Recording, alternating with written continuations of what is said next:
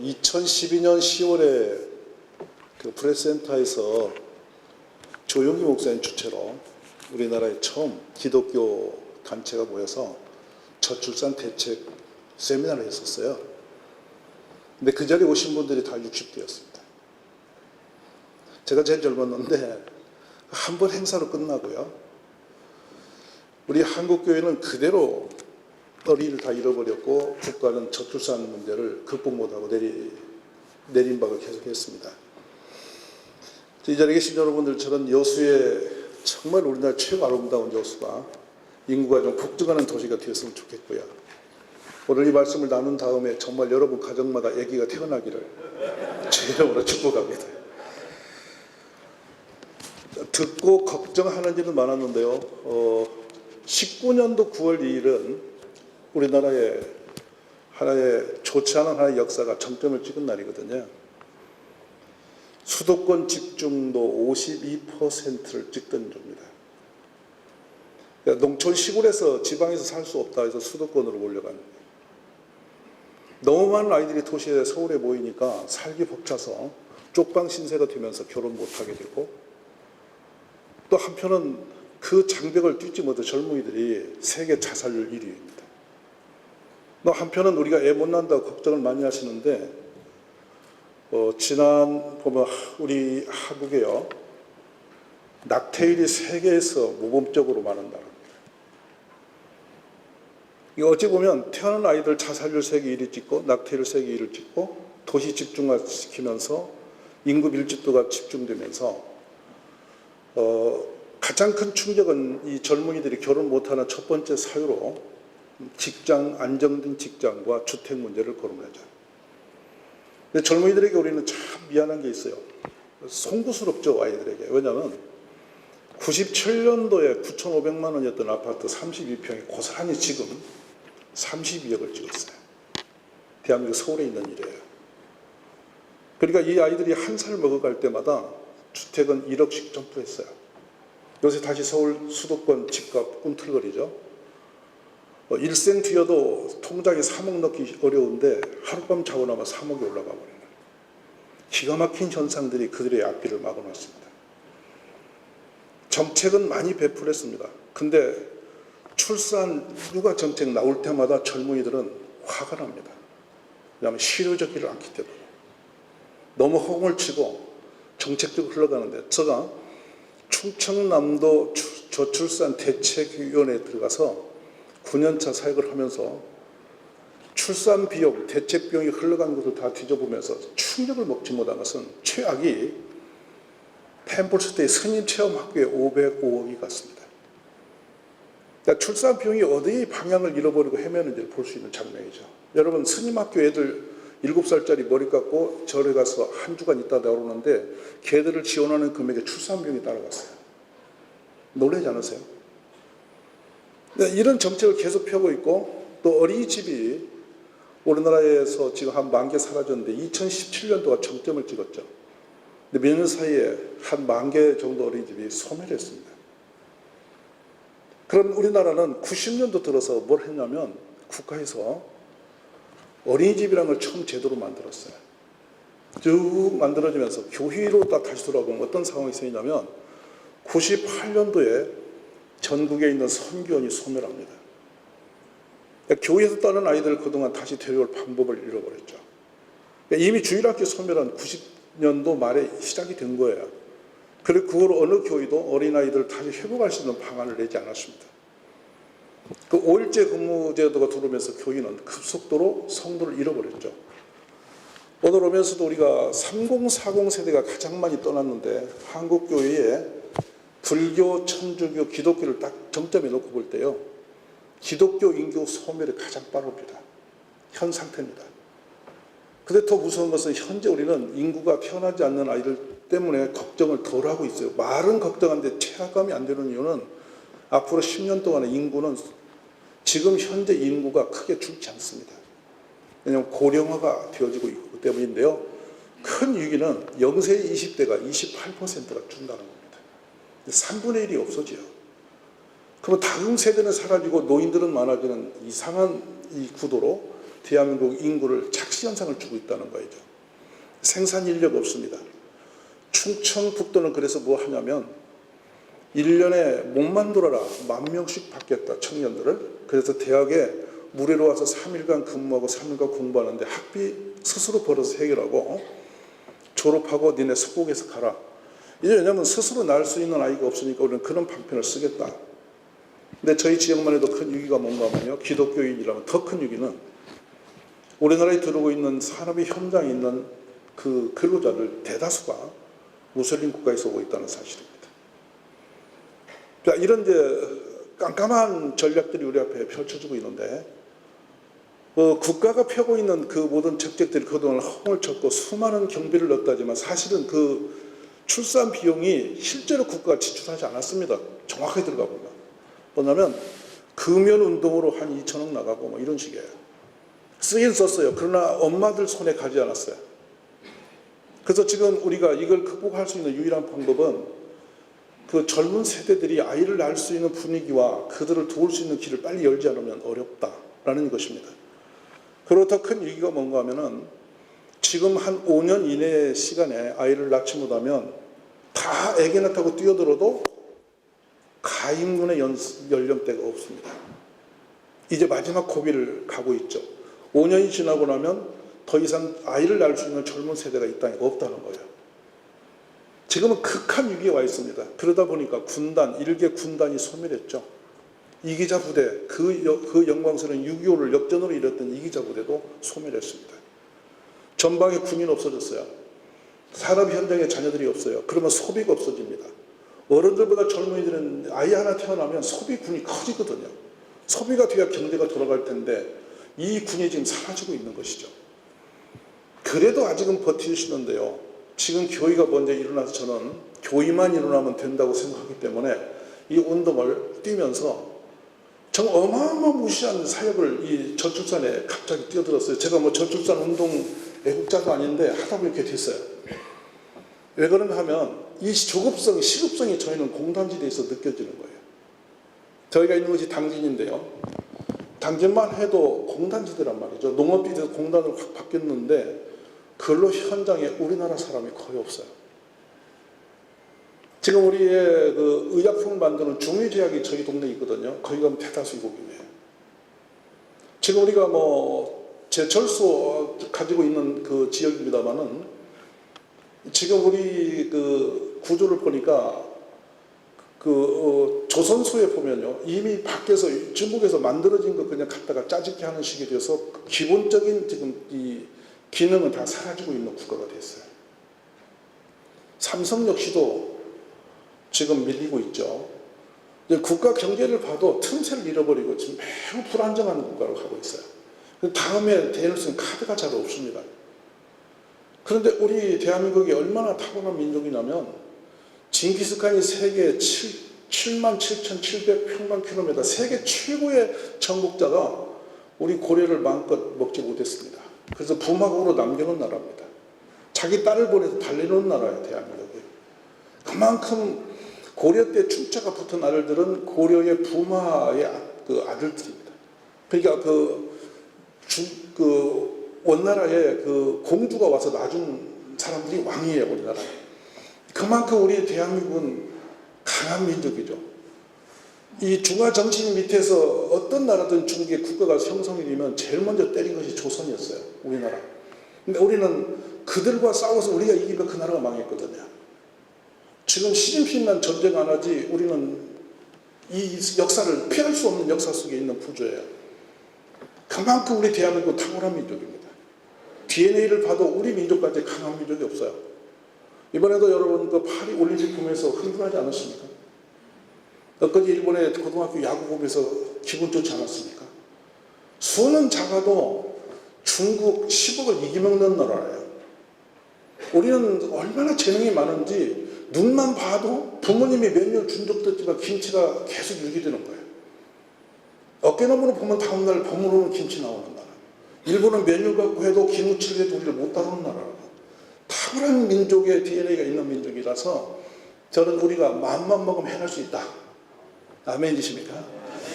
저희 교회에서 작년에 제가 의식교육에서 이 출산 의식비를 다시 한번 다짐을 했는데 이 자매가 얼마나 급했던지 애를 낳고 7달 만에 또 애를 가졌어요.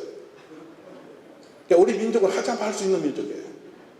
그러니까 오늘 우리들이 이곳에서 여수에서 이렇게 존경하는 이승필 우리 장로님 비롯하여 이렇게 기독교 단체가 함께 이 자리에 한 것은 정말 고무적이고 축복된 일이죠. 세계 어디 가도 교회의 지도자들이 모여서 이렇게 애기 낳자고 하는 것은 없을 거예요. 오늘 특별한 일이 여기 벌어졌어요. 근데 여기서 우리가 듣고 말 일이 아니고 정말 가서 아이를 낳는 일을 해야 되는데 이 지구촌에서 기독교만큼 출산의 중요성을 강조하는 종교는 없어요. 인정하시죠? 그러니까 우리의 끝으로 가면 아브라함 할아버지 나오는데 아브라함 할아버지는 100살에 애를 낳고 할머니는 90에 낳고 할렐루야. 그러니까 우리가 보면은 우리는 애기 낳을 수밖에 없는 구두를 갖고 있는 뿌리 자체가 우리는 생육하고 번성하는 것이 삶의 목적이 된 종교입니다. 아멘 되시죠? 그러니까 기독교가 일어나면 된다는 생각을 하면서 저는 교회 중심으로 출산운동이 일어나서 대한민국을 살리는 회복의 운동이 교회 운동이 되기를 바라는 거예요. 아멘 되십니까? 그리고 특별히 이렇게 모여지는 이런 모임 자체가 심상치 않은 모임이죠. 가셔서 우리 목사님 가정에서 여기 5명만 더 놔도 역사는 바뀔 것이다. 아멘이십니까? 자, 이 운동을 회복하자는 것이죠. 근데 달면서 제가 이제 이 아이 낳는 연령의 한계를 보는 것을 항상 56세를 보거든요. 왜냐하면 56세를 제가 보니까 박정희 대통령 어머니도 50대 중반에 일어나서 박정희 대통령이 된 거니까 우리도 박정희 대통령 어머니가 더 요새는 젊잖아. 요즘 60이 돼도 나이를 감이 안 와. 30대처럼 살잖아요. 우리가 건강해져서 그래서 100세 시대니까 50대 중반가 이를 출산운동을 해야 되겠다. 아멘을 안 하시는데 여러분 이렇게 애를 낳는 일이 우리에게 자연스럽게 일어나야만 이민족 회복이 있음을 믿으시기 원합니다. 그러면 이 출산의 극복의 대안이 뭐냐는 거예요. 막연하게 운동만 계속하고 다닐 것이냐, 컨퍼런스 할 것이냐, 그리고 방송만 할 것이냐. 첫 번째는 의식교육에 들어가야 되는데요. 요즘에 이제 방향이 좀 바뀌었죠. 계속 국회 가서 두드리고 계속 찾아가고 또 장관을 만나고 정말 이 출산에 문제된 장관을 안 만난 적이 없어요. 정말 많이 만나고 찾아가고 국무총리 찾아가서 사정하고 해서 뭐가 생겼냐면 우리나라의 그 EBS 방송하면 어떤 방송이죠? 교육방송이죠. 거기서 제일로 인기 있는 프로그램이 뭔지 아세요? 거기에서 개방송이에요. 개방송이라고 해서 죄송해요. 그 애완견 스타가 우연히 얼마 전에 사라졌습니다. 거기 유명한 분이 사라졌어요, 스타가. 그래서 참 다행인 거예요. 그분 인기를 얼마나 끌었던지 상상할 수 없는 어떤 연예인보다 더 많은 인기를 끌고 있었어요. 뭐냐면 개하고 훈련시키는 내용으로 사람들이 밤잠도 안 자고 쳐다보고 있었으니까. 이해되시죠? 그래 골목마다 개집이 생겼는데 저희 당시만 해도 개 용품이 생겨서요. 개 한 마리 사면 얼마의 경비가 따라가나 했더니 170만 원이 따라가요. 개 집부터 개의 모든 품목들이 한 170만 원이 따라붙는데 우리 사람 낳는 것보다 더 많이 들어요. 그래갖고 이제 우리나라가 얼마나 황당해졌냐면 개가 사람처럼 존중받고 사람이 개만도 취급을 못 받는 나라로 변해버렸어요. 그래서 남편 밥은 안 챙기도 개 밥은 챙기고 부모님은 안 돌봐도 개 호텔은 꼭 챙기고 여행 가더라도 개는 모시고 가는 거예요. 요즘에 여러분 해외 갈 때 비행기 타보세요. 개가 옆에 타신다고 사인까지 해줘요. 끔찍한 세상이 일어난 거예요. 어쩌다 이렇게 됐을까 하는 거예요. 그것은 제일 중요한 건 사람의 귀함을 모른다는 거예요. 이게 위기예요. 오늘 제가 집중하고 하고자 하는 말씀은 사람이 얼마나 귀한 존재인가. 이게 먼저 의식적으로 국민들에게 들어와야 돼요. 어떤 이 장애물들, 벽들을 가지고 말하기 전에 사람의 귀함을 우선적에 두면은 애기 날 수밖에 없어요. 자, 보십시오. 하나님이 사람에 대한 이야기를 처음 꺼내신 게 창세기 1장 26절입니다. 하나님의 모양과 형상으로 사람을 지었습니다. 근데 지신 이후에 대해서 말씀하시죠. 하나님이 창조한 모든 것을 맡기시기 위함이었어요. 그래 사람은 탁월해야 됐고 탁월하게 태어났고 그 하나님이 창조한 모든 것을 맡김을 받아서 위탁을 받아서 관리하는 자로서 하나님의 대리자로서 사람이 지음을 받은 거죠. 사람보다 더 탁월한 존재가 없지 않습니까? 그런데 이 맡길 만한 사람이 지금 시대에 있는가 하는 거예요. 사람들이 이걸 놓치고 있거든요. 그럼 맡긴다는 게 얼마나 중요하냐면요. 첫 번째 기준이 있어요. 교회라 해야 된다는 이유가 여기 있거든요. 믿을 수 없는 사람에게는 맡길 수가 없습니다. 아멘이세요? 아무리 우리가 무엇을 사람이 가까이 있다고 할지라도 믿을 수 없는 사람에게는 아무것도 맡길 수가 없어요. 근데 종종 제가 묻는 게 있죠. 남편을 믿고 결혼했더니 그 믿음이 헷갈리지 않았냐? 괜찮은 남자 있냐? 여러분이 그 물어볼 때 여성들이 지금 속으로 고민할 거예요. 이걸 대답해야 할까 말까. 또 우리 아이를, 우리 딸을 사이에게 맡길 때 마음이 편안한가? 아이를 맡겼더니 맡기고 난 뒤에 행복하고 기쁨이 와야 돼. 근데 그게 구도가 어디 있느냐면요. 성경 속에 있는 인물 중에 있습니다. 우리가 잘 보시면은 요셉이라는 사람이 맡은 자로 가면서 그 민족의 역사를 맡아서 자기 유고를 들고 나가도록 하는 역사가 일어나요. 다른 어떻게 봅시다. 바디바의 집에 종으로 들어갔는데 그 종을 모든 걸 다 맡겨버리죠. 근데 보디발이 맡기고 불안하거나 불행했나요? 그 부인이 그렇게 유혹을 할지라도 요셉은 조금도 주인의 마음에 불편함이 없도록 자기를 지켜냅니다. 공감하시죠? 근데 무능한 사람이 맡고 있는 것도 아니고 너무도 탁월해서 바디발이 운영할 때보다 가산이 더 점점 흥황해지는 축복의 사람으로 바꿔져 있습니다. 멋있는 사람이죠. 이제는 감옥에 들어갔는데 전역들이 살림을 다 맡겼는데 감옥이 행복해졌습니다. 그러니까 이제는 바로가 그 사람에게 모든 나라의 살림을 맡겼는데 얼마나 탁월했냐면 그 힘을 가지고 왕이 불편하게 대들지 않고 완벽하게 바로 왕과 애국을 축복으로 바꾸는 사람이죠. 그러니까 결국에는 얼마나 경제적 정치를 잘했던지 400년 후에 그 요셉의 이름의 그 이름값을 후손들이 누릴 만큼 잘 됐던 사람이죠. 자, 하나님의 사람이 얼마나 귀한지를 볼 수 있는 한 장면입니다. 근데 그는 죽으면서 뭘 맡기냐면 재산을 맡긴 것도 아니고 딱 자기 유구를 맡기고 한데 출애굽할 때 모세가 이 손에 들고 있는 것이 뭔가 했더니 요셉의 유골이었습니다. 하나님의 언약을 맡아서 그 약속을 지켜낼 수 있는 그 사람이었죠. 근데 맡김과 위탁해서 계속 하다가 어디서 정점을 찍는가 하면 다윗에서 정점을 찍습니다. 하나님 800번이나 내 마음이 합한 자라고 자랑했던 사람. 왜 그랬을까 보면은 인격적으로 많은 허물이 있는 사람이죠. 다윗의 허물을 보면 가장 큰 허물이 뭐냐면 여성 편력이 좀 세ትን 분. 그리 보지 않습니까? 사울은 그렇게 불량한 사람 아닙니다. 근데 굴 속에서 도망다니면서도 여자를 드리고 이런 사람이니까 우리 같으면 그때 마음도 못 먹는데 그때 부인을 드립니다. 그러니까 희한한 분이죠. 여러분 너무나 다윗 왕을 이렇게 은혜롭게 보는데 여성의 입장에서는 전혀 은혜롭지 않은 분이세요. 그럼에도 하나님이 합히 여겼는데 어디서 한 적절을 보느냐면요. 교회에서 아이 낳기 운동을 할 때 이 부분을 가지고 설득시키면 사람들이 이를 않기 때문에 이 말씀 드리는 거예요. 어느 정점에 다 꼭지를 찍냐면 전쟁이 나서 나라가 위기에 빠졌습니다. 왕도 도저히 넘을 수 없는 넘사벽에서 골리앗의 위침수를 듣고 벌벌 떨고 숨었을 때 이 소녀는 도시락 들고 심부름을 가요. 우리 볼 때 이게 우습게 보이시죠? 근데 도시락을 들고 심부름을 떠날 때에 이 다윗이 아침에 일찍 일어나서 전쟁터로 갑니다. 그 도시락을 구분했죠. 천부장에 주는 도시락은 치즈가 좀 고급진 거 싸고 형들에게는 주는데 아버지가 한마디를 딱 꼭지를 찍습니다. 다윗아, 너희 형들에게 가서 이 도시락을 전하고 그들이 안전하게 잘 있는지 생사 확인하는데 증표를 가져와라. 여러분, 증표를 가져오라는 것은 믿을 때 합니까? 못 믿을 때 하는 겁니까? 예, 못 믿고 아버지도 얘를 못 믿는 거예요, 다윗을. 왜냐하면 아직 어리니까. 근데 이전에 임금감 참다 왔을 때도 이 아버지가 안 믿었던 아들도 들어 내보낸 아들인데 이 아들 이번에 또 안 믿어 아버지는. 그래서 너 가더라도 도시락 심부름도 가서 증표를 가오라는 거야. 그런데 다윗이 아침에 일어나서 한 행위가 기가 막힌 일을 합니다. 이게 하나님 마음에 합한 정점인데 뭐냐면 일찍 일어나더니 아버지가 맡긴 양 몇 마리를 양치는 자들에게 부탁하고 갔다라고 되어 있습니다. 아멘이세요?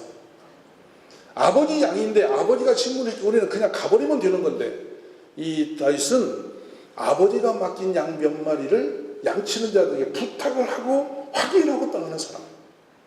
근데 골리앗이 외치는 소리를 듣고 다윗이 흥분합니다. 마음에 격분이 일어나죠. 어떻게 할례받지 않은 이방인이 살아계신 하나님 여호와의 군대를 멸시하느냐. 이거 어쩌면 좋냐. 그래 드디어 사울 임금 앞에 그는 이 발탁이 되어서 갑니다. 국가를 위해서 싸울 사람으로 발탁이 돼서 보니 사울이 보니 기가 막히죠. 어린애가 드는 거예요. 그래서 사울이 묻죠. 야, 저 사람은 나면서부터 장수야. 그게 뭐냐면 이 골격이 남다르게 태어났어. 그리고 아주 전쟁을 위해 태어난 인물이다. 봐라. 근데 너는 어린아이다. 그때 다윗이 기가 막힌 말을 꺼냅니다. 왕이시여 염려하지 사람으로 인해서 염려하지 마소. 하나님은 나와 함께 하십니다. 아멘. 그러면서 무슨 말을 꺼내냐면 내가 아버지 양 몇 마리를 기를 때에 사자나 곰이 달려와서 양새끼를 물어가면 내가 달려가서 수염으로 잡고 쳐 죽이고 양새끼를 구주했습니다. 그때 내게 댁에서 나를 도우신 하나님이 오늘도 그 정심성이 하나같이 저를 치유할 것이니 나를 믿고 보내달라는 겁니다. 아멘. 그러니 왕이 너무 기가 막혀서 갑옷을 벗겨다가 칼까지 치워서 보내잖아요. 그때 그거 다 내버리고 물맷돌로 뛰어나갔어요. 이 다윗이 어떤 사람이냐. 왕이 되어서도 실수해도 하나님 이름만 내면 돌아오는 사람이에요. 정직한 사람, 성실한 사람. 이것은 누가 평가하냐면 그 아들 솔로몬이 우리 아버지 정직과 성성으로 여호와 앞에 살았으므로 그 아버지의 공로를 따라 나에게 은혜를 달라고 1,000마리 쌓아놓고 기도할 때 아버지 이름을 들고 나온 장면이 그 장면이죠. 자, 그래서 우리 교회가 이 출산 문제를 같이 이런 인재를 양육하고 하나님의 사람을 세우는 데 꿈을 꾸고 시작하시면 반드시 해결할 수 있다고 확신합니다. 그래서 그러면 어떻게 했느냐. 우리는 주일만 아이를 데리고 주일 학교를 운영하고 있는데 지금 현재 주일학교 구도를 가지고는 절대 그 아이들이 믿음의 사람으로 자라날 방법이 없습니다.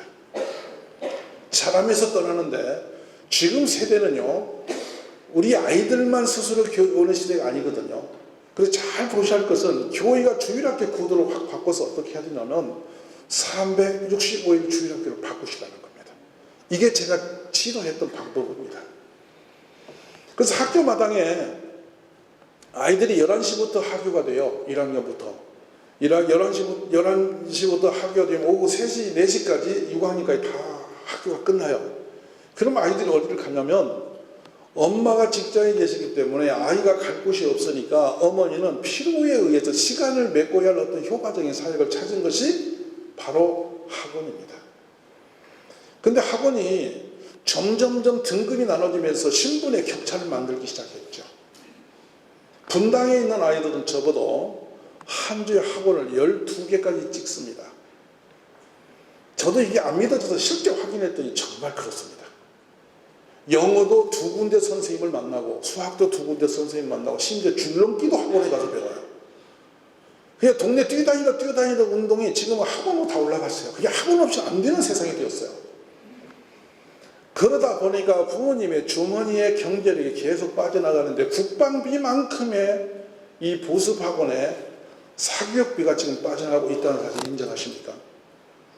충격적인 사실입니다. 그 돈이 어디서 나와? 주머니 나오는데 도시에 나가보십시오. 신도시 들어오면 그 아름다운 건물 속에 쫙 먼저 붙는 게 병원은 둘째 문제고 제일 많이 붙는 게 학원 간판이에요. 그 학원에 그 병원에 그 유지되는 거는 그 건물을 유지할 수 있다는 것인데 그 건물을 유지시키는 돈이 어디서 나왔다고 보십니까? 어머니들의 주머니 돈과 아이들의 코 묻은 돈으로 그 빌딩이 유지되고 있다는 사실이죠. 저는 학원을 볼 때마다 덜커덕 겁이 납니다. 저렇게 멋있는 도시에 저 멋있는 건물에 우리 아이들이 저렇게 있다. 저 돈을 누가 지원하냐? 국가가 지원해 주냐? 아니다. 그럼 누구냐? 맞벌이해서도 미래가 없는 부모들이 허덕음이 거기 있다 보니까 노후보장이 없어져 버리고 아이 둘만 남은 학원 24개, 셋 남은 36개, 엄마는 학원 이름도 뭐 헤아릴 수 없이 애들을 맡겨버리고 여기서 충격적인 사건이 더 일어나요. 보십시오. 2살 때 엄마 손 붙들고 어린이집이나 유치원을 간 나이가 대학을 졸업할 때까지 저녁 식탁에서 엄마와 아빠와 함께 교제하면서 밥상을 차려본 적이 없습니다. 기억하십시오. 그러다 보니까 아이들은 그 무료한 자기 삶에 의지할 곳이 어른들과 만남이 전혀 없으니까 학원에서 뺑뺑이 돌면서 경쟁체제를 헤매다가 청년이 되었는데 항상 휴대폰으로 자기 인생에 풀이를 하죠. 휴대폰 가지고 소통하고 거기다가 누르고 게임하고 이러면서 자기 무료함을 다 달래면서 인생이 컸는데 학교에서 윤리와 도덕과 인성에 대해서 인문학에 대해서 강의한 적이 한 번도 없습니다. 그냥 짐승처럼 시간 때워서 학원으로 교실을 왔다 갔다 하다가 허덕이면서 주말에는 특별 과외 선생님 만나서 공부를 또 하고 주일도 점수 떼기해서 죽도록 뭔가를 해야만 되고 그렇게 내달려서 대학을 졸업했는데 여성과 남성이 어느 날 이성적 교제가 시작이 됐습니다. 근데 게임에서는 내 맘대로 버튼만 누르면 움직여주는데 이 여자가 내 맘대로 안 움직이는 거야. 너무 괘씸한 거야. 그래서 분노에 칼 들고 올라가는 거야. 헤어지는 것도 내 맘대로 안 되고 같이 사귀는 것도 내 맘대로 안 돼요. 그러다 보니까 젊은이들이 이혼율이 점점 높아지는 것은 인성적 사고력이 없어졌어요. 가정을 잃어버린 아이들이에요. 이 부분을 누가 채울 수 있다고 생각하시는 거예요? 문제 보셨죠? 그러면 이 아이들은 저녁을 어디서 먹느냐? 마켓에 앉아서 김밥, 삼각김밥이나 라면, 컵라면으로 저녁을 때우고 들어가서 저녁에 보십시오. 엄마가 퇴근을 하다 보면 휴식 같은 걸 업무가 늘어져 버리면 8시, 9시, 10시는 그냥 가버리거든요. 아빠도 엄결에 못 들어오면 아이는 혼자 빈 아파트에서 밤을 맞이합니다. 잠들어 있는 아이가 굶고 잠드는 아이를 만날 때 엄마가 늦게 들어와서 이 아이를 깨워서 밥을 먹여야 됩니까? 놓아두고 아침까지 기다려야 되겠습니까? 고민되죠? 잠든 아이를, 지친 아이를 깨워놓으면 아이가 조용히 그냥 일어나서 고맙다고 딸려서 차려주는 음식을 넣느냐? 그렇지 않습니다. 화를 내죠. 짜증을 내죠. 엄마 그것도 두려운 거죠. 근데 그냥 놓아두고 잠든 아이를 보는 엄마는 가슴이 찢어지게 아프죠.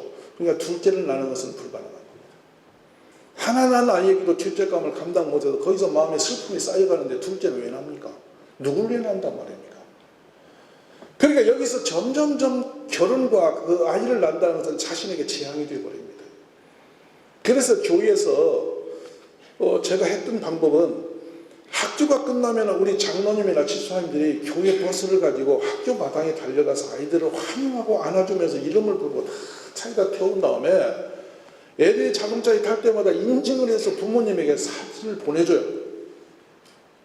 엄마들이 1학년 입학할 때가 아주 완벽하게 무너지는 때인데 얘가 어린이집이나 유치원 다닐 때는 선생님 손에서 먹는 거 모든 걸 다 도움을 받고 화장실까지 도움을 받던 아이가 1학년 딱 들어가면 혼자 서야 되는데요. 8살밖에 안 되는 아이예요. 이 아이를 생각해 보세요. 누가 만들었는지 어린이집은 교실에 화장실이 있어요. 집에도 아파트 안에 화장실이 있어요. 학교만 화장실이 저 멀리 계세요. 독도처럼. 거기 갔더니 언니부터 큰 형들이 왔다 갔다 소리 지르고 떠들고 밀치기 달치는데 어린 게 들어가면 쫄아가지고 생리적 현상을 해소 못하니까 공포에 질려서 장애가 되어버립니다. 1학년 아이들 틱장이 어마하게 많습니다. 스스로 자기 해결이 안 되니까 어떤 방법이 없으니까 그게 공포에 질려서 학교 가는 게 두려움이 되어버립니다. 그렇더니 점심에 줄 서서 배식하는 데 한번 가보셨습니까? 이거는 마치 전쟁터 같습니다. 줄 서서 애들이 식판을 드는데 지 키보다 높은 걸 들고 오는데요. 큰 형들이 밀면 막 이게 정신이 없어요. 근데 시간이 밀리다 보니까 밥 먹는 시간이 여의치가 않습니다. 마구적 돌아갑니다. 여기서 아이들은 그냥 질려버린 거죠. 그러니까 점심 먹는 것도 불량해져 버려요. 저녁에 삼각김밥 때워 밤늦게 집에 들어와 쓰러져. 이 아이의 마음에는 점점 세상의 소유된 개념이 점점 커져갑니다. 누구도 그 아이의 아픔을 챙겨주지 않았고 학교 선생님도 요즘에는 노터치합니다. 건드리면 인권이 걸려버립니다. 그러니까 근데 거기다 더 이상 좀 주먹 세고 심센 애들 와서 등치기 밀어버리면 그냥 오그라져 버려요. 그래서 학교에 탈락 학생이 연 15만이 넘습니다. 그래서 제가 말씀드리는 것은 제가 해본 결과로 성과가 아주 좋았던 것은 학교 마당에 달려가서 아이를 안아주고 대우면 친구들이 봅니다. 저는 아빠 같은 할아버지 같은 분이 맨날 챙기는 거야. 학원 선생하고 다릅니다. 교회 이 장로님이나 집사님들이 운전하고 가면요. 아야! 이름 부르면서 달라요, 분위기가. 그래 쟤는 무슨 교회차를 타는데, 노란 차를 타는데 되게 환영받고 막 이렇게 막 하고 가는데 형들 동생도 알아주고 막 이런 거로 막 이러면서 간다 이 말이에요. 애들이 엄청 부러워해요. 그리고 교회에 들어오면 선생님이 엄마의 대역을 하도록 했습니다. 안아주고. 자, 물어봅시다. 얘가 딱 집에 들어오면 엄마가 제일 먼저 하는 말이 뭐게요, 여러분? 얘가 학교 끝나고 들어오면 엄마가 첫 마디 묻는 말이 있어요. 이거는 공통적이에요. 배고프니? 엄마들께 여유 있지 않습니다. 손 씻고. 무슨 말 하세요? 씻고 와! 왜? 밥 줄게, 그 말이거든. 밥 먹었냐 안 물어요. 그건 자기가 줄 거니까. 성적도 안 물어요. 이미 성적은 초등학교 때는 안 가르쳐. 선생님 비밀이 유지해서 그 우리나라 교육부에서 성적을 숨겨놔가지고 절대 열어볼 수가 없는, 하나님도 모르는 성적을 갖고 초등학교 졸업해. 우리나라 애들은요, 중학교 2학년 되어야 자기 성적을 볼 수 있는 기회를 얻습니다. 국가 제도가 그렇습니다. 무시무시한 겁니다. 학교도 뭐 했는지 물어보는 자체가 인권 침해고 교장선의 영역 침해라 불가능합니다. 여러분 이거 아시는지 모르겠어요. 그렇게 해서 꼭꼭 성적인 아이는 학교에서 학원을 뺑뺑 돌다가 지쳐왔으니까 엄마가 손 씻고 이렇게 하는데, 우리 선생님들 들어오면 애들 안아주고 손을 씻기 시작하죠. 그러고 들어가면 당번을 정하여 한 그릇 20명씩 있으니까 한 달에 한 번 섬기면 되니, 당번을 정하여 엄마들이 누구네 엄마가 오늘은 간식을 대고 당번 정해서 간식을 공급시켜요. 근데 아이들은요 벌써 2주 후에 우리 엄마 당번날 알고 있어요. 왜냐하면 자기가 그날 불안한 날이에요. 우리 엄마 오는 날이고 우리 엄마가 사오는 거예요, 간식을. 니네 엄마만 오는 게 아니라 그날 엄청 기다려요. 그렇게 해서 엄마와 아이가 아무리 직장이 바빠도 그걸 들고 오게 만들어서 그 교실에 가서 엄마의 친구들에게 같이 나눔을 해주고 엄마가 축복해주고 빠지게 만들어요. 그게 파티적 개념이 생겨서 엄마와 친구들이 다 하나가 되어서 자라납니다. 그런데 이제 그러면 공부는 어떻게 할 거냐? 학원에 안 가는 애들 교회에서 데리고 있으면 어찌 할 거냐? 그 성경적 명심보감을 만들어서 인간 훈련을 시키는 겁니다. 애들이 예절부터 배워야 사람이 되는 거 아닙니까? 그러니까 이 장벽을 깨기 위해서 애들이 이 명심보감을 배우게 만들어서 사람의 도리를 알게 만들어요. 그리고 저녁 식탁에 앉아서는 성경 한 절을 팀적으로 외워야만 밥을 먹게 만들어요. 하나이가 아니면 그 7명은 밥을 다 굶어야 돼. 가혹한 것 같지만 그거를 생각해 보세요. 1년에 48주간 매주마다 한 성경 구절을 한 주씩 암송을 해서 같이 커나가면 6학년 되면 엄청난 성경적 실력이 생겨요. 믿음은 들으면 하는 거예요. 들으면 예수의 말씀이고 얘들이 믿음으로 자라나죠. 그러다 보니까 성과가 나왔는데 제가 지금 24년차 일을 합니다. 우리 교회에서 경찰서로 불려가거나 소란편에 한 명도 없습니다. 완벽한 안전한 아이들이 자랐다는 겁니다. 너무 행복합니다. 둘째로 집에 들어가서 부모님과 대화하는 과정들이 성숙됨으로 가르쳐줍니다. 그래서 우리가 언어를 바꾸는데 1학년 때부터는 아빠란 말을 빼고 아버지로 바꿔놨어요. 그런데 놀란 것은 아버지가 놀랍니다. 징그럽대요. 아버지라는 이름 듣는 게 징그럽대. 무섭대. 근데 아버지는 아버지입니다. 얘도 돌아버려요. 밥상에 앉아서 아버지를 축복하죠, 우리 애들이. 어찌 하느냐? 아빠 잠깐만요. 제가 기도할게요. 그리고 밥상에 앉아서 아버지를 축복합니다. 하나님, 우리 아빠가 직장에서 얼마나 고생하는지 하나님 아시죠? 우리 아빠에게 힘을 주시고 건강을 주세요. 우리 아빠 어디 가든지 머리 드는 분으로 삼아주세요. 우리 엄마 고생 무지하게 하세요. 제가 잘 자라서 엄마를 돕는 사람이 되길. 이런 식으로 기도문을 애들이 외워서 쓰거든요. 엄마 아빠가 너무도 행복한 거죠. 자, 아이를 낳고 기르는 게 너무 행복하고 좋으니까 저절로 둘째를 고민하게 되는 거야. 그리고 이 애들에게 제가 계속 주의를 하는 거예요. 혼자 살지 마라. 동생이 있어야 된다. 동생이 있어야 된다. 계속 합니다. 그러니까 교회만 오면 우리 애들이 봉투에다 뭘 쓰냐면 하나님 동생을 주시옵소서. 작정 헌금을 하는 거예요. 그러니까 엄마가 이게 충격을 받아서 요새 저번 주 3주 전에 제가 아이를 더 낳기를, 그러니까 늦둥이 낳기를 결심한 사람 집합 이랬더니 22명이 왔어. 와서 왜 왔나 그러니까 아직 48세 50대 이러니까 낳아야 된다 이 말이야. 왜냐하면 지금 둘째 셋째가 계속 작정 헌금을 하고 있다는 거야. 그래서 꿈을 꿨는데 동생이 있다는 거야. 막 엄마 품에 아기가 있다는 거야. 그러니까 엄마가 막 거기서 견딜 수가 없는 거야. 할렐루야. 여러분이 아무리 말해도 자기 아이가 막 목매서 엄마를 설득시키고 엄마 알았지 알았지 하고 다니면 엄마가 견딜 수가 없어. 그래서 엄마들이 늦둥이를 낳다 보니까 40 후반에 애를 낳는 거예요. 아멘. 지금 왜 운동을 해야 되냐면 40대가 아이를 안 낳아주면은 우리나라 출산 문제 풀 수 있는 인력대가 없어요. 이거 우리나라 인구 분포도로 보면 40대가 애를 그래도 한 명씩 낳아줘야 이걸 채우고 갈 수가 있고 30대는 3명에서 5명을 낳아야 되고 아멘. 이 운동을 계속 이렇게 해나가는데 우리 애들은 어떻게 되냐, 교회에서 6학년을 졸업하면 외국인하고는 자연스럽게 영어 대화가 되게 만들어줍니다. 이해되셨습니까? 이제 2살 때부터 교회 유치원서부터 Say English 서로 만들어서 계속 영어를 말하게 만들어요. 그럼 한 가지 팁을 드리면, 이제 제가 이 폭을 좀 넓혔는데요. 제가 처음에는 어떻게 이걸 했느냐. 시골 애들이 막 공부를 안 하려고 버티는 거예요. 학원도 그냥 찍고 돌아버렸는데, 여름방학에 3,000단어, 이 돌격 3,000단어 이래가지고 단어교육의 교실을 열어서 2주간 교회 방에다 가둬놓고 문을 잠가서 부모님 면접도 못하게 다 끊어버리고 3,000단어 위에서 100점 나오는 애만 내보내기로 결심하고, 선생님들을 그 청계천에 가서 빨간 해병대 모자, 군복과 군화까지 입어가지고 선생님과 한끼 합숙을 시켜버렸어. 이태 동안 했더니 애들이 영어 단어가 다 3,000개를 마스터해버리니까 중학교 영어는 그냥 슉 넘어가 버리는 거야. 엄청 좋았지. 근데 이 소식을 영국에서 듣고 필립스 사회에 있는 박사께서 이 소식을 듣고 한국을 저를 찾아온 거예요. 들어보니 영어를 너무나 무식하니 하고 있다는 거야. 자기가 생각이 너무 마음이 아파서 내가 안 되겠다 싶어서 왔는데, 이분이 한의이세요. 찾아와서는 내가 영국에서 옥스퍼드 애들을 보낼 테니까 걔들 데리고 좀 가르쳐 보라는 거야. 그렇게 된 곳이 국제 캠프입니다. 항공권만 우리가 티켓팅 해주면은 영국에 있는 옥스퍼드, 캠브리지, 런던 칼리지 이런 세계적인 대학애들이 계속 왔어요.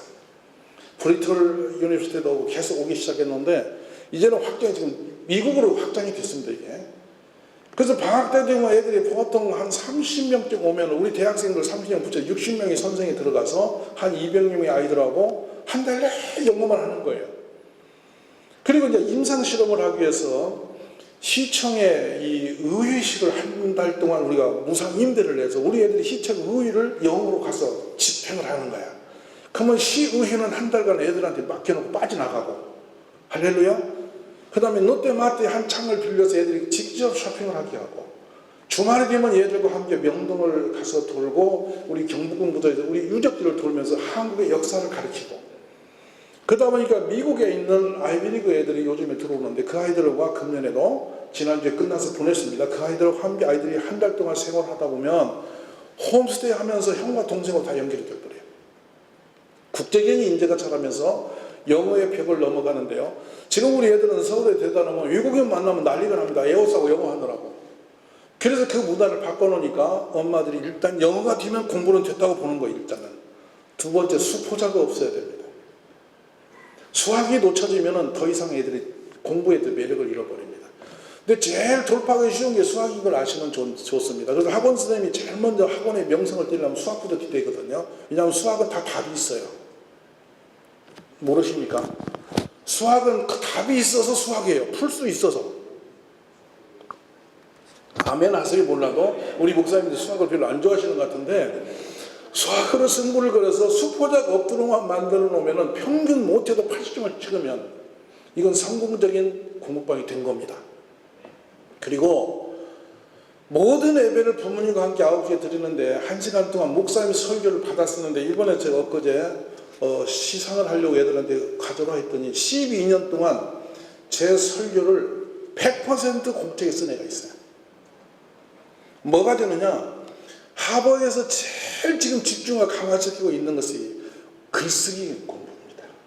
왜냐, 자기의 생각을 가장 함축된 언어로 만들어서 가장 짧은 언어로 가장 설득력 있게 언어를 표현할 수 있는 공부가 하버드의 최고의 몸부림하는 공부예요. 그 씨름을 우리 애들은 자연스럽게 문해력이라는 공부 방법인데요, 목사님의 설교를 계속 받아서 6년 동안 쓰다 보면 설교가 들어가 버리죠. 근데 그걸 12년을 한다고 생각해 보세요. 근데 그런데 어떤 애는 수요 예배 다 오고 이 교실은 지금 360주 교실은 금요일이나 수요일 날 예배에 참여할 수밖에 없는 그날은 가는 방과 후 차량 운행이 없어요. 부모님 올 수밖에 없어요. 그 수요일은 그 다음에 공부가 없어요. 노는 날이에요. 1학년과 6학년이 한 팀이 돼서 팀별로 놀이를 하니까 1학년 아이들이 가장 놀고 싶은 사람은 6학년 언니입니다, 여러분. 무슨 말 아십니까? 6학년은 제일 놀고 안 싶은 애가 애기고. 근데 이게 6년 동안 놀다 보면 이 연령 대비 형과 동생의 관계, 사회성이 엄청 좋아집니다. 이걸 해서 놀았더니 그 학교가 생기면서 아이들이 몰려오기 시작했어요. 그리고 엄마들이 둘째 나라, 셋째 나라 제가 권할 수 있는 권한이 생겼죠. 공부하는데 돈 안 드는데 이렇게 해주는데 왜 안 났나 이 사람아. 가서 제가 혼낼 수가 있더라고. 이해되셨습니까? 요새는 뭐 시아버지도 옛날하고는 찬밥 먹습니다. 근데 이 권한이 이제 목사님들에게 있어. 그리고 종종 1년에 의무적으로 봄, 가을에 신방을 잡아서 안방에 무릎 꿇고 가서 손 붙들고 애기 낳게 기도해 줄 수 있는 권한이 목사님에게 있어. 아멘이세요? 그러니까 이제 목사님은 안방까지 가서 기도해 줄 수 있는 권한을 하나님이 주는 거 아니야. 그리하면서 애들 안전하게 이렇게 가르쳐내는데요. 2020년도에 저희 당진이 17만을 막 찍던 해입니다. 저희 교회 어린아이들이 초등학교 아이들이 당진의 전체 초등학교 아이의 12.4%를 낳습니다. 한 교회가. 할렐루야. 그러니까 성과가 있는 거예요. 이렇게 하면 되는 거예요. 얼마나 저는 이게 감사한지 모르겠어요. 제가 아울러서 그냥 퉁 쳐서 말씀을 드렸는데 교회가 제대로만 아이들을 잘 돌봐주면 역사는 일어난다는 사실이죠. 할렐루야. 그래서 우리가 국가는 지금 돌봄에 대해 관심을 가지고 이렇게 출장 돌봄을 해서 출산한 뒤에 돌봄을 하시는데 저는 그래요. 애가 막 태어나서 0세 때 엄마가 제일 독방 육아 고민하는데 애가 업히고 태우고 다닐 때는 엄마가 그렇게 안 고달파요. 왜냐면 애가 스스로 못 돌아다니니까 사고가 안 나. 근데 이제 기어다니면서 점점점 이제 엄마가 더 좀 스트레스 받고 이제 힘이 세지니까 버티기 시작하고 안아줘도 막 뒤로 버티기 시작하고 이러니까 엄마 그때부터 버거워져 체력 싸움이 시작되는데 1살, 2살까지가 위기예요. 지금 아이들은 조숙에 빨리 자라기 때문에요. 2살만 지나면 엄마끼리 앉아있으면 애들끼리 놀거든요. 이것이 바로 맘카페 운영이에요. 서울시가 첫 해에 300개를 만들었습니다. 우리의 권면듣고 오시장께서. 근데 이게 대박 났습니다. 청주에서 한 교회가 이 운동을 시작해서 교회 마당을 벽을 한쪽을 열고 이렇게 테라스를 만들어서 이렇게 덮어 씌워서 맘카페를 스스로 운영했는데요. 교회의 연령대가 확 바뀌어버렸습니다. 왜냐하면 엄마들이 아침에 애를 데리고 오면은 옆에서 권사님들이 애하고 놀아주고 올리고 다시 하니까 엄마들끼리 자유를 얻어. 한 3시간 내지 4시간을 애와 떨어져서 혼자 자기의 쉼을 가질 수 있는 시간을 주었더니 젊은 엄마들이 애를 몰고 아침마다 기다렸다 교회를 찾아오는 거야. 안 믿는 엄마도 오는 거야. 왜냐 알을 맡길 수 있는 곳이 있으니까. 근데 가장 안전한 곳이 애를 맡길 수 있는 곳이 교회입니까? 절입니까? 역사님 생각해서 어디가 가장 안전한 곳이라고 생각해요? 우리 권사님들은 때릴지라도 주의하고 때립니다. 그만큼 인격적으로 영적으로 성숙된 우리의 리더십이 교회에 많기 때문에 이 돌봄은 바로 그 맘카페로부터 할 수 있다는 것을 말씀드리는 겁니다. 지금 이거는 정부에서 엄청난 지원을 해주고 있어요. 지역마다. 그리고 지금 또 아까 그 초등학교 돌봄 교실은 어떤 형태가 되냐면 돌봄지원센터라고 지금 교육부에서 그 문을 열어놨고 여성가족과에서 지금 문을 열고 모집을 하고 있어요. 여수도 있어요. 거기 과장님 손에 의해서 이 프로그램이 진행되는데 팀장이 계산하면 여러분 다 해줄 수가 있어요. 그래서 제가 운동하는 건 뭐냐면 이 시나 구청에서는 지정해주고 교회 시설을 활용해달라. 당진의 돌봄지원센터 하나 만들어서 30억을 들여서 8명 데리고 있습니다. 거기 직원이 20명이에요. 총수부까지. 그러니까 그 지원금을 하면은 어마어마한 천문학적 경비가 들기 때문에 교회마다 교실이 있지 않느냐, 교육실이 있지 않느냐, 교육관이 있지 않느냐, 제가 그 말을 하는 겁니다. 그래서 개척교회 목사님들에게 제가 권면하는 방법이 하나 있어요. 그게 뭔가 하면은 어떤 계속 안 되는 교회 서로가 머리싸움 하지 마시고 합방해라. 3개, 4개 교회 연합해라. 그래서 이쪽에는 엄마 교육을 시키고 얘는 아이를 교육시키고 돌봐주는 시스템을 갖춰서 목사님 3명이 연합하면은 영어 선생님, 수학 선생님 다 할 수 있지 않느냐. 사모님이 그 애들로 같이 하면 되지 않냐. 이렇게 하시면 아주 특화된 돌봄지원센터 할 수 있다고 확신하는 겁니다. 작은 규모가 작은 교회일수록 훨씬 하기가 쉬우십니다. 제가 이제 처음에 이걸 할 때는 학원이 90년대에 막 생기면서 학원 못 가는 아이들이 너무 불쌍해서 데리고자 시작했는데 작은 방 하나에서 시작했어요. 근데 그 방 하나에서 뭘 했는가 하면은 그냥 놀이방을 했습니다. 초등학생을. 근데 부모님이 학원도 안 보낸 애들 보니까 공부를 아예 포기하는 아이들이잖아요. 그래서 제가 이제 내리 놀았죠. 아무것도 없고 매일 거기다가 TV 켜주니까 쟤들이 뭐 별걸 다 갖다 TV 갖고 놀더니 몇 달이 지나니까 한 아이가 저한테 책 좀 봐야지 않냐 이거야. 근데 왜 그러냐 그랬더니 이거 책을 봐야지 불안하다 이거야. 애들 놀면서 불안을 느끼는 거야. 그래 공부 우리는 안 하기로 됐으니 하지 말자 그랬더니 그건 아니래 해야 된다는 거야. 그래서 이제 8명을 데리고 제가 고민하다가 책을 계속 앉았더니 진짜 목사님 그럴 거냐는 거야. 계속 놀아 학교도 안 가는 게 좋겠어 그랬더니 가야 된다는 거야. 그러면 가서 공부도 하는데 그래도 댕겨야 된대. 야 애들이 학교는 다녀야 되고 공부는 안 해도 되고 그러다 계속 책을 안 주고 놀렸더니 불안한 거야. 그래서 교보문고를 데려간 거 아십니까? 네가 볼 수 있는 책을 갖고 있는데 여러분 5학년들이 2학년 산수를 못 풀어요. 저는 놀라운 일을 발견했어요. 그래서 애들을 2학년 책을 수학책을 갖다 공부를 시키니까요. 5학년, 2학년을 어려울까요? 쉬울까요? 들어보도 못한 공부를 하는 거야. 깜짝 놀랐어요 제가. 근데 속도가 엄청 빨라요. 머리가 이미 굵었다 이거지. 옛날 서당 선생님 생각이 나는 거야 제가. 그렇게 해서 아이들을 공부를 했어요. 그런데 걔들이 점점 자라서 8명이 학교를 어떻게 지나가냐면 한 아이가 연대 공대를 가요. 한 아이가 고대 공대를 가요. 2아이가 한양 공대를 가요. 한 아이가 외국어대에 가요. 나머지 2 녀석은 돈 벌겠다고 전문학교를 가서 빨리 돈 벌어서 현대제를 직원이 됐어요. 그러니까 제가 이걸 보면서 애들은 스스로 하는 거구나. 분위기만 주면 되는구나. 제가 개척교회 목사님들이라면 바로 그걸 해보시라는 거예요. 그냥 놀게 만들면 놀다가 지들이 진이 나면요 노는 게 지겨운 거예요. 그리고 공부해야 한다 생각을 하면 그때부터 책을 쉬운 것부터 주기 시작하면 스스로 하는 거예요.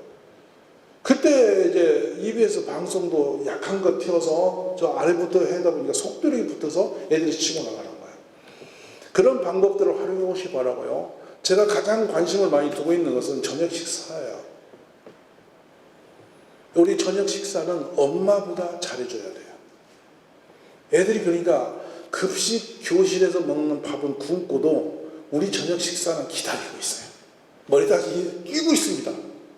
오늘은 뭐가 나고 내일은 뭐가 나고 끼고 있어요. 그래서 그날 그거 하는데 저보고 종종 애들이 마라탕을 해달라고 그래요. 그거는 내가 금요일날 청야기도에 다 나오면 마라탕 해주면 다 나옵니다. 그러면 이제 애들은 주일날 마라탕을 한번 서비스하죠. 막 이러면서 애들과 어울려 지내는데요. 너무 행복한 교실이죠. 그러다 보니 이제 우리가 보통 이제 3명을 다 놔버려서 제가 더 날 사람이 안 보여서 이제 5명을 올리죠. 손가락이 몇 개냐? 이제 이러더니 엄마 5개, 그럼 우리 내일 5 낳자. 이래가지고 5 낳기 해서 요즘에 4명, 5명 막 생기고 있어요. 요새는 이제 4명을 막 차고 나가는 분위기고요. 근데 재밌는 거는 한번 가해보세요. 제가 미국의 플로리다 가서 시랜드를 가서 유리관 밖에 있는 그 바다의 생태계를 보는데 어마어마한 바다의 생태장이죠 거기가. 근데요 고래는 고래끼리 다니고 피리는 피리끼리, 피레미 같은 그 멸치는 멸치떼끼리 다니더라고요. 고기는 끼리끼리 다니는 거야. 사람도 똑같아요.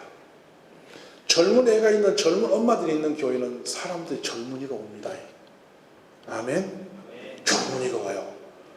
젊은 사람 2명만 있으면 분명히 1명 데려오는 게 일도 아니에요. 왜냐하면 애 데리고 오면 엄마 오니까. 알아두시면 아멘 하세요. 그래서 저희 교회가 평균 연령이 29세입니다. 그래서 제가 언제 말하죠. 50살 먹은 그 집사님 애 낳으면 25대입니다. 평균 연령은 단순하다. 맞으세요? 안 맞으세요? 단순해요. 그리고 목사님들이 이 설교 권한을 갖고 있잖아요. 아무리 말빨 센 사람도 설교 시간에 입 다물고 들어야 되잖아.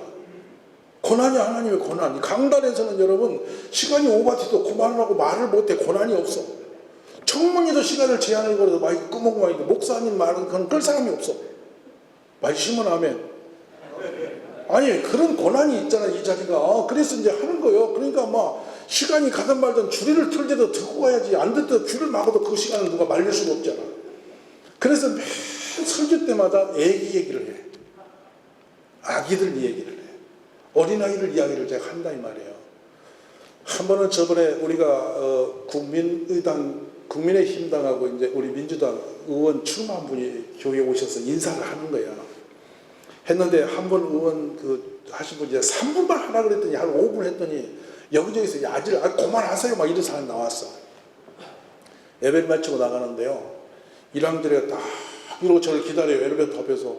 그랬더니 목사님 저 좀 봐요. 그래서 왜? 그랬더니 목사님 하기 되게 부담스럽죠. 저보고 목사하기가 되게 부담스럽죠 그러는 거야. 1학년짜리가. 걔가 커서 목사하겠다고 결심한 놈인데 그날 포기한 거야. 세종이 뭐라고 하는 거가 영 목사할 게 아니다 이거야 자기가. 1학년이 그런 말을 하는 거예요. 얼마나 재밌습니까? 2학년짜리가 그제 송도에서 오는 인천에서 오는 애가 있는데 저한테 와서 그럽니다. 목사님 요새 자기가 행복하다는 거야. 그래서 여기는 요새 여자친구가 생겼대. 그래서 무슨 여자친구가 생겼더니 믿음의 친구를 만나게 된다는 거야. 그래가지고 여자친구 엄마가 자기에게 저녁을 불러갖고 파티를 해줬다는 거야. 그래서 자기보다 믿음이 더 좋은 친구를 만나 요즘에 조심스럽대. 여러분 2학년짜리가 그래. 재밌지 않으세요? 이런 이야기들을 이제 설교 시간에 제가 하죠. 그러면 막 이 엄마들이 막 가물어집니다. 그렇구나. 그리고서 일부 9시 예배에 굉장한 팁입니다. 이거는 아이들이 목사님이 그날 설교할 설교 성경 본문을 암기해서 올라와요.